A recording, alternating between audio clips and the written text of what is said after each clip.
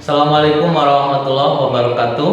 Perkenalkan, nama saya Budin sebagai guru pendidikan agama Islam dan budi pekerti unit kerja di SMK Yapim yang beralamat di Kampung Gunung Bubut, Desa Pakalongan, Kecamatan Sodonggilir, Kabupaten Tasikmalaya. Sekaligus sebagai mahasiswa PPG dalam jabatan Batch 3 IAIN Ponorogo, yang insya Allah dalam kesempatan kali ini hari Kamis tanggal 12 Januari 2023 saya akan melaksanakan praktek uji kinerja di kelas 12 OTKP dengan materi pernikahan sesuai dengan syariat Islam. Selamat menyaksikan.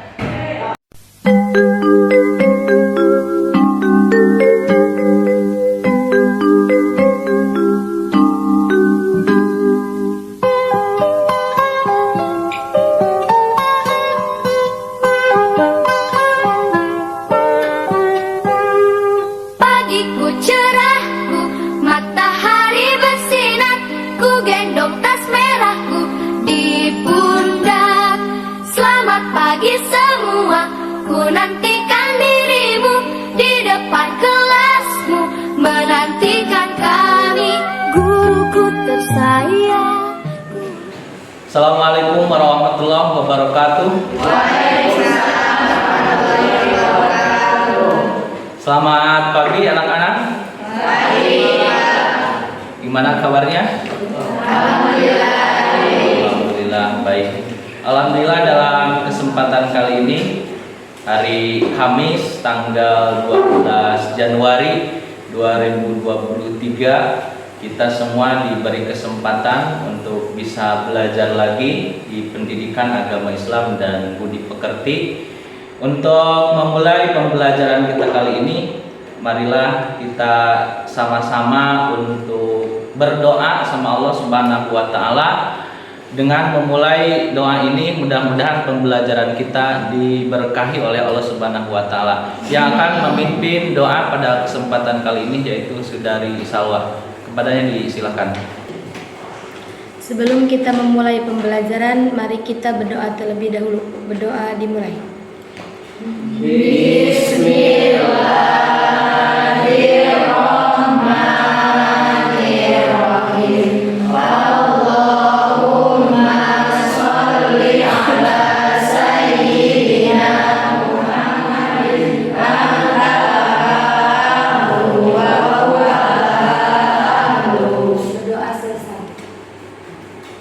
Terima kasih kepada Saudari Salwa yang sudah memimpin doanya. Mudah-mudahan doa kita diberkahi oleh Allah Subhanahu wa taala. Amin. Untuk selanjutnya Bapak akan mengecek kehadiran kalian semua.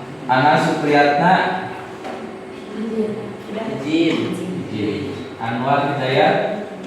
Pada kesempatan kali ini yang tidak hadir rekan-rekan kita, teman-teman kita, yaitu ada 2 orang yang izin semua. Kita doakan mudah-mudahan bisa bergabung lagi dengan kita di pembelajaran yang selanjutnya.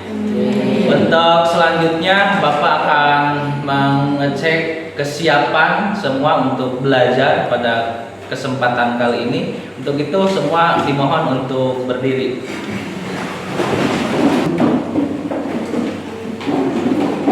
Bapak akan mengecek kerapihan di antara siswa-siswi semua.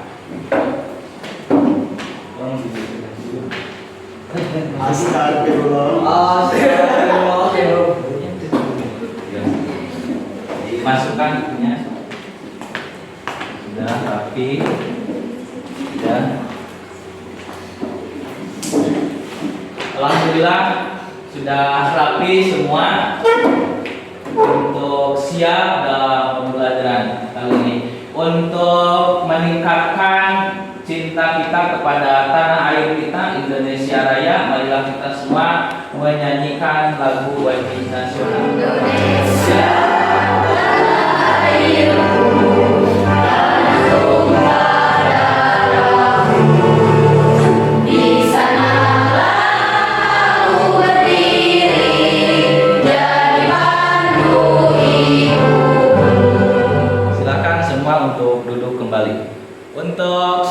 selanjutnya mengingat kembali tentang pembelajaran yang sudah kita laksanakan di semester 1 kemarin, yaitu terakhir itu kita menjelaskan tentang beriman hari akhir. Kita mengingat kembali bahwa beriman kepada hari akhir itu termasuk rukun iman yang kelima. Kita akan menjelaskan tentang pernikahan dalam Islam. Untuk kompetisi dasarnya pada kesempatan kali ini, yang pertama menganalisis dan mengevaluasi ketentuan pernikahan dalam Islam. Kompetisi dasar yang kedua menyajikan prinsip-prinsip pernikahan dalam Islam. Adapun tujuan pembelajaran kita kali ini, yang pertama melalui pengamatan berita permasalahan dalam pernikahan dan video tentang ketentuan pernikahan dalam Islam, kalian semua mampu menganalisis ketentuan pernikahan dalam Islam dengan tepat. Yang selanjutnya melalui kegiatan diskusi, kalian semua mampu memerinci hukum dan dalil tentang ketentuan pernikahan dalam Islam dengan benar. Mungkin itu untuk tujuan pembelajaran kita kali ini di materi yaitu pernikahan dalam Islam. Untuk memulai pembelajaran kita supaya lebih fokus dalam pembelajaran ini, Bapak akan melatih konsentrasi terlebih dahulu supaya kalian semua dapat siap dan mampu untuk belajar pada kesempatan kali ini. Kita speaking dulu tentang konsentrasi. Kalian semua angkat tangannya ke atas. Atas mana atas? Dan angkat kanan ke atas. Diputar-putar. Diputar-putar semua, diputar-putar, diputar-putar, stop.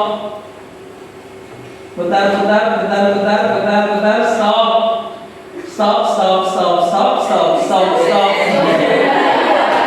Masih ada yang terjebak, masih ada yang terjebak. Diharapkan semua untuk belajar kali ini lebih konsentrasi lagi. Untuk selanjutnya dalam pembelajaran ini, tadi di tujuan pembelajaran kita yaitu mengamati berita. Bapak akan menampilkan berita di depan yang kalian semua lihat dan analisis, juga pikirkan apa yang ada di dalam berita tersebut. Yang pertama beritanya yaitu angka perceraian naik di negara kita, yaitu negara Indonesia. Berdasarkan data dari Badan Pusat Statistik, dalam statistik Indonesia tahun 2022 sebanyak berapa itu? 447.743 kasus perceraian yang terjadi di tahun 2021. Berita yang ketiga kita lihat. Kalian tahu siapa ini? Kalian tahu siapa ini? Yang lagi viral sekarang, yaitu selingkuh sama siapanya? Nah, itu menjadi analisis untuk kita semua. Kenapa ini bisa terjadi? Yang pertama dari kasus perceraian semakin banyak. Yang kedua dari gagal pernikahan karena ingin mahar yang besar. Yang ketiga adanya perselingkuhan antara ibu dan anak dan mertua. Yang keempat beritanya kita lihat. Yang keempat ada berita tentang fenomena kawin kontrak atau dalam bahasa kita dinamakan dengan kawin mut'ah. Dinamakan dengan kawin mut'ah, bahasa Indonesianya adalah kawin kontrak. Di Cianjur heboh media Arab bunuh istri sirihnya, itu yang dikawin kontraknya. Tak barangkali dari berita-berita dari awal nih, dari berita tentang kasus penceraian, dari berita tentang gagal menikah karena mahar yang terlalu tinggi, juga ada perselingkuhan antara anak dan ibunda. Yang ketiga ada kasus yaitu kawin kontrak atau nikah mut'ah. Kenapa ini bisa terjadi? Barangkali dari kalian semua ada yang mau berkomentar atau yang mau berpendapat tentang berita yang tadi dilihat di depan. Silakan semua untuk berargumen sesuai dengan keilmuannya masing-masing. Saya Pak. Baik, saya dari kelompok 2 akan mengungkapkan sebuah dari simakan dari kelompok kami tentang problem-problem dalam pernikahan yang perceraian. Jadi di dalam pengadilan agama ada 4 faktor yang menyebabkan perceraian. Jadi di dalam perceraian di pengadilan agama ada 4 faktor. Yang pertama itu KDRT, yaitu kekerasan dalam rumah tangga, itu menyebabkan perceraian. Yang bisa saya jelaskan hanya itu. Sekian, terima kasih, mohon maaf jika banyak kesalahan. Wassalamualaikum warahmatullahi wabarakatuh.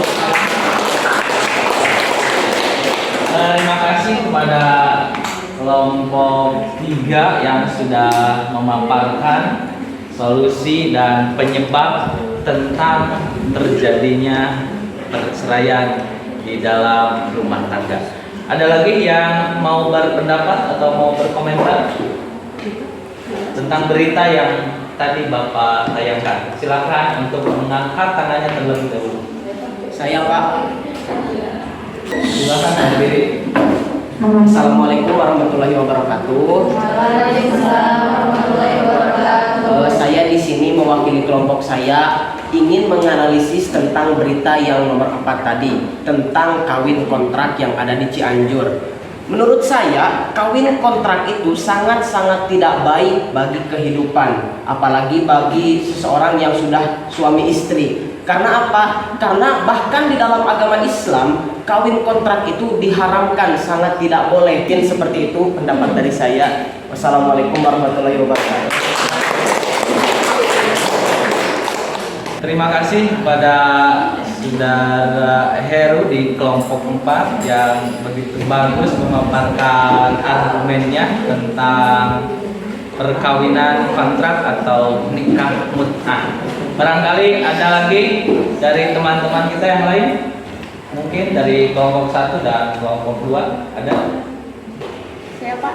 Silakan berdiri. Assalamualaikum warahmatullahi wabarakatuh. Waalaikumsalam warahmatullahi wabarakatuh. Di sini saya perwakilan dari kelompok 1 untuk memaparkan tentang perselingkuhan dengan mertua. Perselingkuhan terjadi disebabkan ada sesuatu hal yang tidak memuaskan ataupun kurangnya komunikasi dan perhatian dan lain sebagainya. Kata selingkuh kerap terjadi dalam hubungan, diantaranya adalah hubungan pernikahan. Karena selingkuh itu artinya adalah menyeleweng terhadap pasangan lain, termasuk juga ke dalam mertua sendiri. Karena dalam pernikahan itu menyatukan dua keluarga menjadi satu. Jika kita berselingkuh dengan mertua, maka sama dengan kita sudah berzina dengan orang tua kita sendiri. Dan berzina dengan seseorang yang sudah memiliki pasangan itu termasuk ke dalam zina muhson. Karena zina muhson itu sudah termasuk dalam dosa yang sangat besar dan sangat dilaknat oleh Allah Subhanahu wa taala. Sudah banyak dijelaskan dalam kitab-kitab cara untuk agar tidak terjadi perselingkuhan dalam hal rumah tangga, diantaranya adalah memperkuat tentang kepercayaan, saling perhatian, pengertian, dan lain sebagainya untuk saling menerima dalam kekurangan. Mungkin saya dari kelompok 1 hanya menyampaikan sedemikiannya. Terima kasih. Wassalamualaikum warahmatullahi wabarakatuh.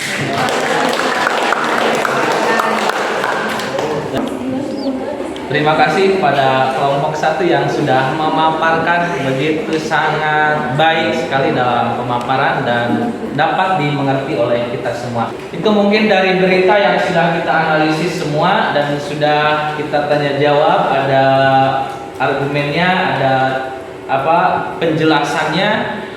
Nah, barangkali untuk kita semua harus bagaimana sih agar pernikahan itu sesuai dengan syariat Islam. Maka Bapak akan menampilkan video yang harus kalian lihat.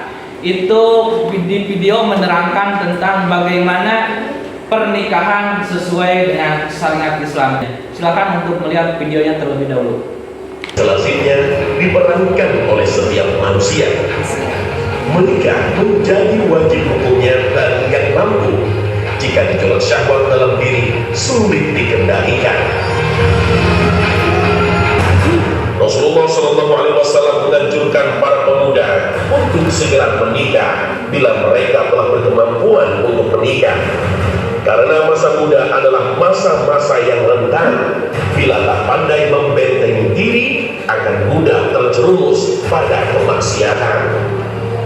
Dalam hadis sahih riwayat Ibnu Mas'ud, Rasulullah SAW bersabda, "Wahai generasi muda, barang siapa di antara kamu telah mampu berkeluarga, hendaknya ia menikah, karena ia dapat menundukkan pandangan dan memelihara kemaluan.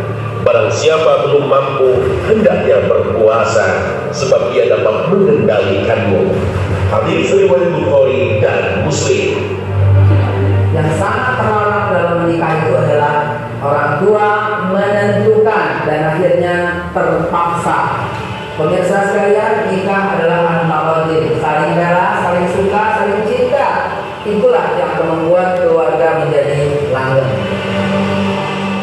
Kita sudah lihat video yang sudah kita lihat bersama-sama tentang ketentuan yang baik dalam syariat Islam tentang pernikahan. Untuk itu, supaya kita lebih mendalam mengetahui tentang pernikahan yang baik menurut syariat Islam, maka Bapak akan memberikan tugas kepada kalian semua untuk berdiskusi apa yang ada di dalam video yang kita lihat barusan. Juga ada tugas-tugas yang akan Bapak bagikan dalam LKPD, yaitu lembar kerja peserta didik. Kita akan belajar di sana untuk berdiskusi, berargumen, lalu dituliskan, lalu bikin peta konsep di akhir tentang pernikahan menurut syariat Islam.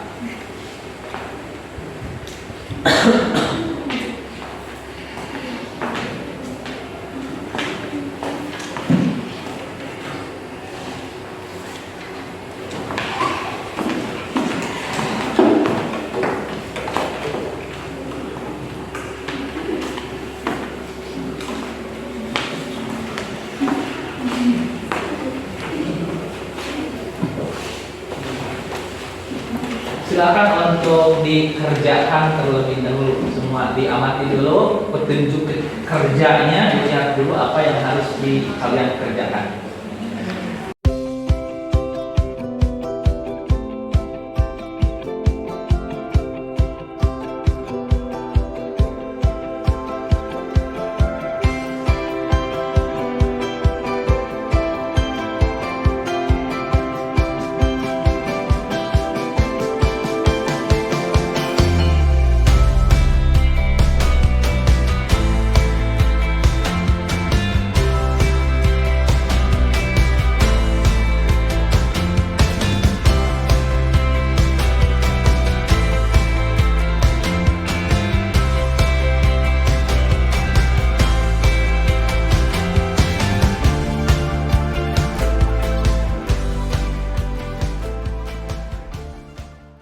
Alhamdulillah sudah beres untuk diskusinya dan dituangkan di dalam LKPD.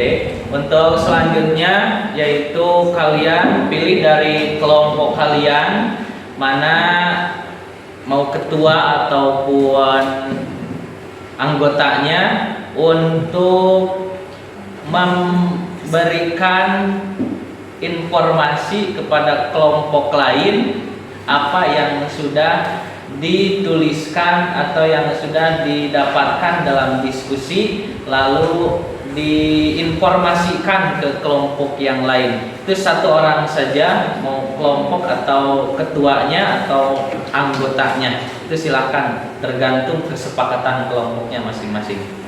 Untuk itu dikasih waktu 5 menit. Silakan untuk berbagi dengan kelompok yang lain.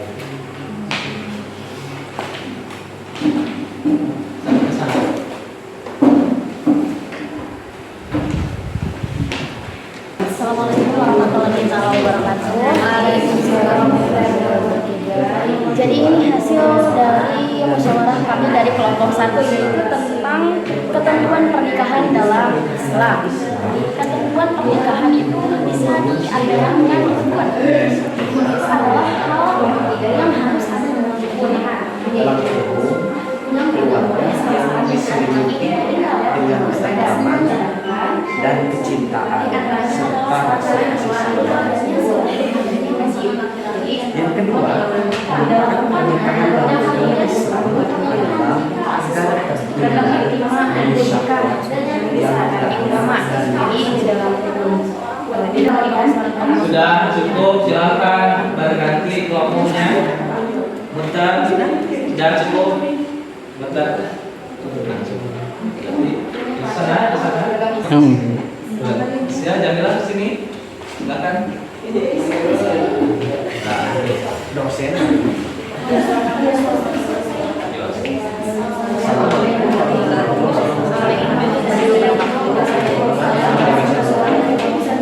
di sini saya perwakilan dari kelompok 3 akan menjelaskan tentang syarat dan prinsip ketentuan dalam pernikahan. Jadi sudah dijelaskan bahwa ini dalam pun harus ada Selesai. Silakan duduk ke tempatnya, duduk masing-masing. Silakan.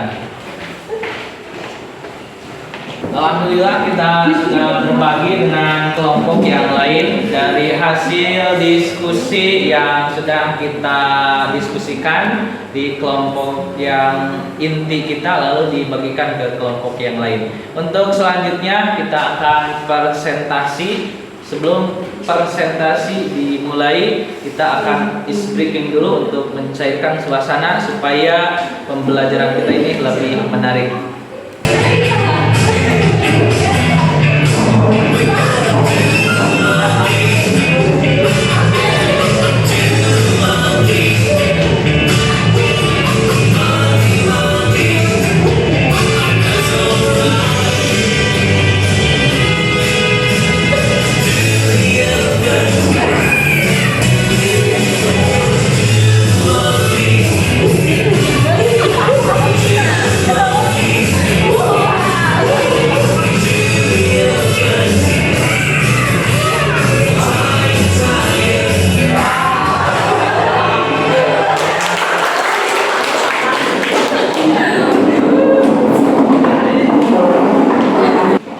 Alhamdulillah kita sudah speaking. Gimana, seru? Seru. Semangat untuk presentasi, semangat. Sekarang dimulai dari kelompok pertama dulu untuk presentasi di depan, mempresentasikan hasil dari kerja kelompoknya dari video yang diamati, terus dilanjutkan ke tugas yang kedua dan yang tugas yang ketiga. Silakan dimulai dulu dari kelompok 1. Silakan untuk ke depan semuanya.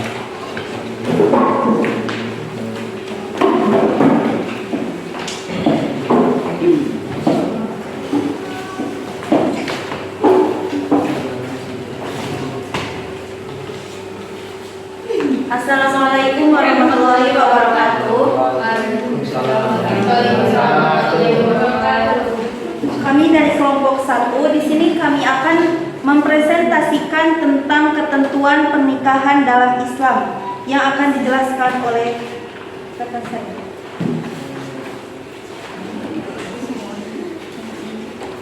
Oke, dalam ketentuan Islam dalam pernikahan itu sering juga disebut dengan rukun yang tidak boleh terlewat salah satunya. Maka jika terlewat salah satu di antaranya, maka tidak akan terjadi sebuah pernikahan.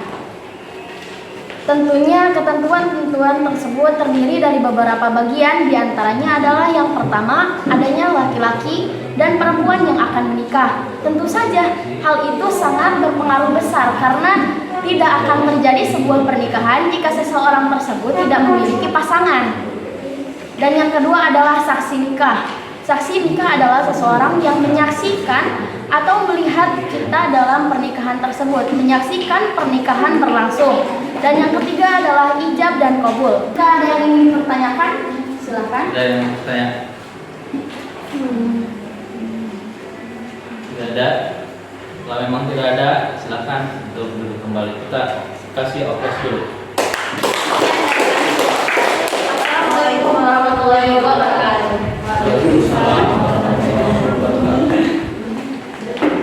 Terima kasih kepada kelompok 1 yang sudah presentasinya dengan baik dan mudah dipahami oleh kita semua. Untuk selanjutnya, silakan untuk presentasi dari kelompok 4 terlebih dahulu. Nanti dilanjutkan ke kelompok 3, kita kelompok 4 dulu. Silakan untuk maju. Assalamualaikum warahmatullahi wabarakatuh. Waalaikumsalam warahmatullahi wabarakatuh. Perkenalkan, kami dari kelompok 4. Di sini kami akan mempresentasikan hasil dari diskusi kami. Di sini ada rekan saya yang akan menyampaikan. Assalamualaikum warahmatullahi wabarakatuh. Waalaikumsalam. Saya di sini akan memaparkan tentang tujuan, manfaat, dan hikmah pernikahan dalam agama Islam. Perlu diketahui bahwa tujuan pernikahan dalam agama Islam yaitu supaya menciptakan keluarga yang sakinah, mawaddah, warahmah, atau sering disebut juga dengan keluarga yang penuh rasa kasih sayang, rasa cinta, dan juga ketentraman. Itu untuk tujuannya. Yang kedua adalah manfaat menikah dalam agama Islam. Manfaat menikah dalam agama Islam adalah yaitu supaya terhindar dari maksiat atau syahwat yang berlebihan dan juga terhindar dari hawa nafsu yang buruk. Itu untuk manfaatnya. Dan yang ketiga adalah hikmahnya. Hikmah pernikahan dalam agama Islam yaitu adalah supaya menjaga keturunan. Jadi setiap orang itu harus memiliki keturunannya. Maka disunatkan, bahkan bisa jadi wajib hukum pernikahan dalam agama Islam. Mungkin itu untuk hikmah pernikahan dalam agama Islam. Mungkin itu yang dapat saya sampaikan. Kalau ada yang ingin dipertanyakan, tanyakan. Ya, silakan, ada yang mau bertanya? Saya Pak. Silakan untuk berdiri. Saya perwakilan dari kelompok 3 mau bertanya kepada kelompok 4 ya. Nikah mut'ah pernah mengkristal sebagai isu sentral dan banyak dilakoni para sahabat. Nikah ini terjadi di medan peperangan. Kala itu mayoritas tentara Islam adalah golongan pemuda, yakni pria lajang yang tak sempat menjalani atau mengikat dirinya sebagai dengan ikatan benang kasih di bawah atap pernikahan. Sebagai manusia biasa, bersama gelora dalah jihadnya di padang pasir untuk menancapkan syiar Islam, gelora birahi mereka sebagai gejala fitrah insani juga ikut menggejolak, menuntut untuk segera dipenuhi. Mereka mencoba memasung goncangan syahwat itu dengan melakukan puasa. Tetapi karena mereka harus melakukan kontak senjata dengan tentara musuh, maka puasa bukanlah solusi yang efektif untuk meredam syahwat jiwa yang menyiksa karena fisik mereka menjadi lemah. Kondisi ini yang kemudian mengantar ide disyariatkannya nikah mut'ah atau masyhur disebut kawin kontrak. Yang jadi pertanyaan, bagaimana hukumnya jika nikah mut'ah atau kawin kontrak terjadi di Indonesia atau dilakukan di Indonesia? Sekian pertanyaan dari kami. Baik, saya akan menjawab pertanyaan dari Siti Jamilah tentang kawin nikah kontrak. Memang pada zaman Rasulullah SAW dulu nikah mut'ah itu awalnya diperbolehkan pada saat apa? Pada saat para pemuda yang baru saja menikah dengan istri sahnya berperang, otomatis para pemuda tersebut terjauh dari istrinya. Maka untuk meredam hawa nafsunya mereka mencoba untuk berpuasa. Tetapi karena berpuasa itu bisa mengurangi tenaga saat berperang nanti, maka puasa bukanlah solusi yang efektif untuk meredakan syahwat mereka. Jadi diperbolehkanlah nikah mut'ah pada saat itu. Tetapi setelah peperangan selesai, lebih tepatnya pada saat pembebasan kota Mekah, hukum dari nikah mut'ah itu dinasakh, yang awalnya halal menjadi haram. Karena apa? Karena nikah mut'ah itu kurang baik, jadi memiliki dampak yang sangat agak buruk gitu. Mungkin itu jawaban dari saya, mohon maaf bila ada kesalahan. Barangkali ada yang mau menambahkan dari pertanyaan atau dari jawaban yang sudah dijawab. Ada yang mau menambahkan? Saya izin menambahkan. Untuk lebih meyakinkan tentang keharaman nikah mut'ah, saya akan menambahkan didasarkan atas hadis sahih Fikih Sunnah Jilid 2 hadis ke-99 dari Sabrah Al-Juhani radhiyallahu an. Ia berkata, Bismillahirrahmanirrahim. Amarna Rasulullah sallallahu alaihi wasallam bil mut'ati amal fathi hina dakhalna Makkah tsumma lam nakhruj minha hatta nahana anha. Yang artinya Rasulullah Shallallahu Alaihi Wasallam pernah memerintah kami untuk melakukan nikah mut'ah pada saat Fathul Mekah ketika memasuki kota Mekah. Kemudian sebelum kami meninggalkan Mekah, beliau pun telah melarang kami dari bentuk nikah tersebut. Jadi nikah mut'ah itu dapat diartikan dengan nikah kontrak kalau di zaman sekarang, dan nikah kontrak itu tidak disahkan oleh Nabi Muhammad Shallallahu Alaihi Wasallam, yaitu diharamkan untuk sekarang karena rukun dalam nikah mut'ah itu tanpa wali, tanpa seorang saksi, dan juga adanya keterbatasan waktu. Jadi pernikahan tersebut tidak berlandaskan sesuai ketentuan Islam. Mungkin hanya itu yang dapat kami tambahkan dari presentasi kelompok 4. Terima kasih. Sekian dari presentasi dari kelompok kami. Terima kasih atas perhatiannya dan mohon maaf bila banyak kesalahan. Wassalamualaikum warahmatullahi wabarakatuh. Waalaikumsalam. Alhamdulillahirabbil alamin. Presentasi semua sudah selesai. Dalam presentasi dari kelompok 1 sampai dengan kelompok 4 semua sudah. Untuk menguatkan dalam pembelajaran kali ini, yang pertama dianalisis tentang pernikahan yang tadi ditanyakan oleh teman-teman kita, yaitu kontrak atau nikah mut'ah. Jelas dulu itu diperbolehkan karena berbagai situasi. Kalau sekarang kita di Indonesia jelas itu tidak diperbolehkan untuk nikah mut'ah. Dan sama-sama kita ketahui bahwa rukun nikah itu ada berapa? 5. Yang pertama mempelai laki-laki, yang kedua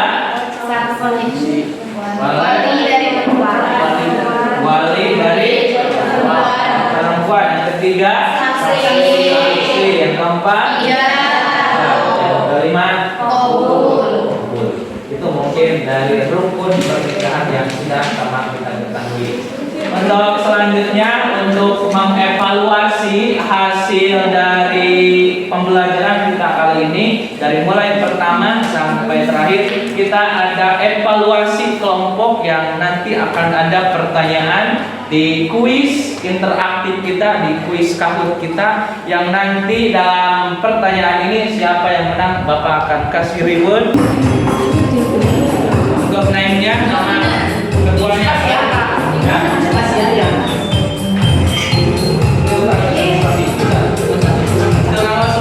Dengan masuk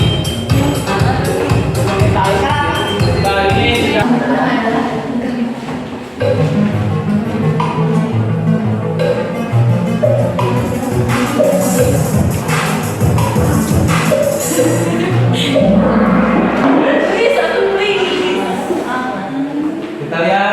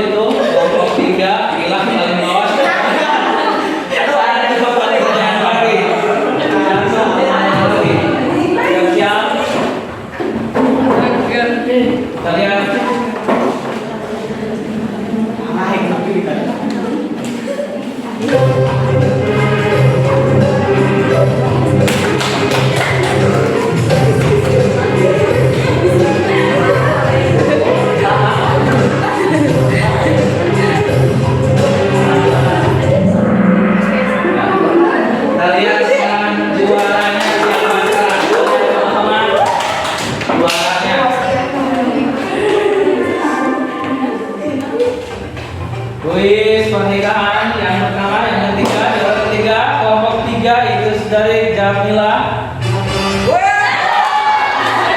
Yang ketiga, siapa yang ketiga yang pertama?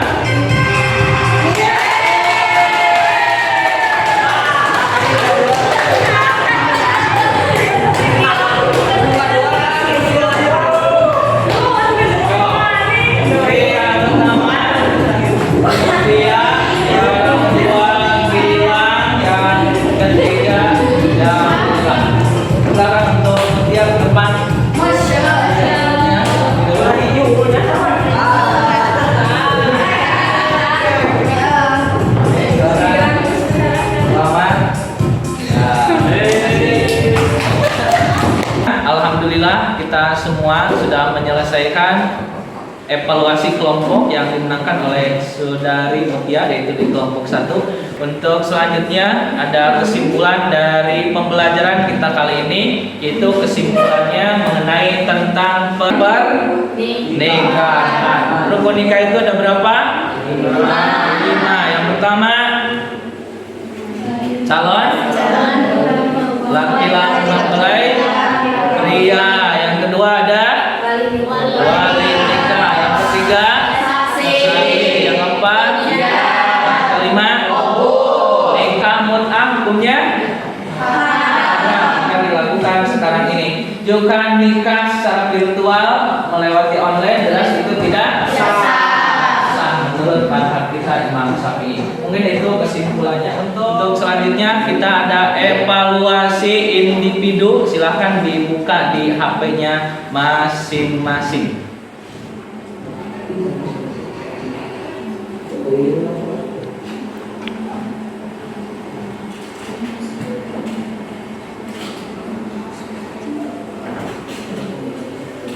Alhamdulillah alamin, untuk evaluasi individu kita semua sudah menyelesaikannya. Untuk refleksinya pembelajaran kali ini gimana seru pembelajarannya? Seru. Teman ini apa yang sulit? Apa yang sulit? Kuisnya. Sulit tapi insyaallah di pertemuan yang akan datang kita akan ada kuis lagi. Yang akan datang yaitu mengenai tentang hukum waris. Jadi di pembelajaran yang akan datang kita akan belajar tentang hukum waris bagi kita semua. Mungkin untuk kali ini dicukupkan saja pembelajaran kita. Marilah kita akhiri pembelajaran ini dengan berdoa bersama-sama yang akan dipimpin oleh Saudari Salwa. Saudara nih, silakan. Sebelum kita mengakhiri pembelajaran, mari kita berdoa terlebih dahulu. Berdoa dimulai. Bismillahirrahmanirrahim. Subhanakallahumma wa bihamdika atubu ilaik. Alhamdulillah, terima kasih kepada Saudari Salwa yang sudah memimpin doanya. Mudah-mudahan pembelajaran kita diberkahi. Untuk salam kepada ibu dan bapak kalian di rumah, hati-hati di jalan dalam pulangnya. Semoga kita dipertemukan lagi di pertemuan yang selanjutnya. Assalamualaikum warahmatullahi wabarakatuh. Waalaikumsalam.